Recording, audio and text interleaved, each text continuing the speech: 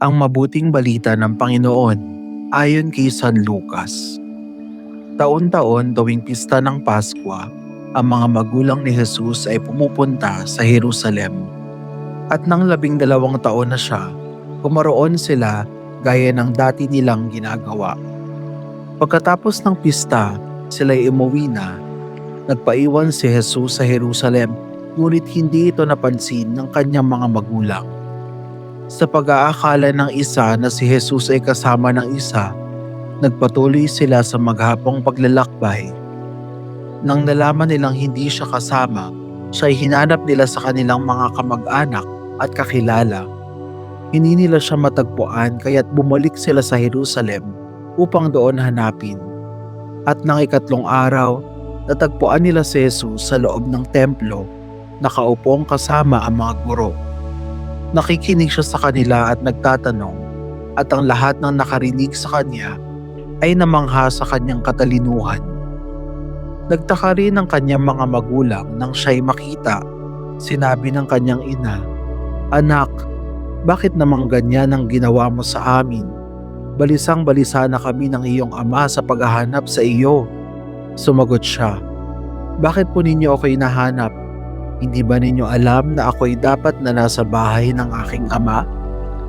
Ngunit hindi nila naunawaan ang pananalitang ito. Siya'y umuwing kasama nila sa Nazaret at naging isang masunuring anak. Ang lahat ng bagay na ito ay iningatan ng kanyang ina sa kanyang puso. Ang mabuting balita ng Panginoon. Pinupuri ka namin, Panginoong Hesukristo. Ang lahat ng bagay na ito ay iningatan ng kanyang ina sa kanyang puso. Kung sugatan ang puso ni Jesus, sugatang puso din naman ang inilalarawan sa kalinis-linisang puso ni Maria. Kung nasaan si Jesus, ay naroroon din si Maria. Mula sa sinapupunan hanggang sa libingan, hindi iniwan ni Maria si Jesus. Mula sa sabsaban hanggang sa paanan ng krus, nanatiling kasama si Maria ni Jesus. Hindi na tayo dapat magtaka kung bakit ganoon na lang kalalim ang ugnayan ng puso ni Jesus at ng puso ng kanyang inang si Maria. Walang laman ang puso ni Maria maliban kay Jesus. Ang lahat ng sakit na tinamo ng katawan ni Jesus ay sakit ding dinala ni Maria sa kanyang puso.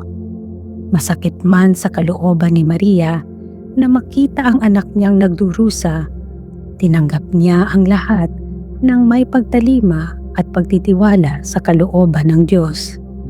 Sa kabila ng lahat ng ito, nanatili si Maria ang tapat sa Diyos. Patuloy niyang pinasan sa kanyang puso si Jesus kasama ng lahat ng kanyang mga alaala. Pinatunayan ni Maria na maaring maging tapat ang isang tao sa Diyos sa kabila ng kanyang mga nararanasang hirap. Ang kailangan lang ay ang katatagan at lubos na pagtitiwala sa Diyos na kailanman ay hindi nagpapabaya sa atin. Matularan nawa natin si Maria, hindi lang sa mga panahon ng tuwa, kundi maging sa mga panahon ng hapis sa ating buhay.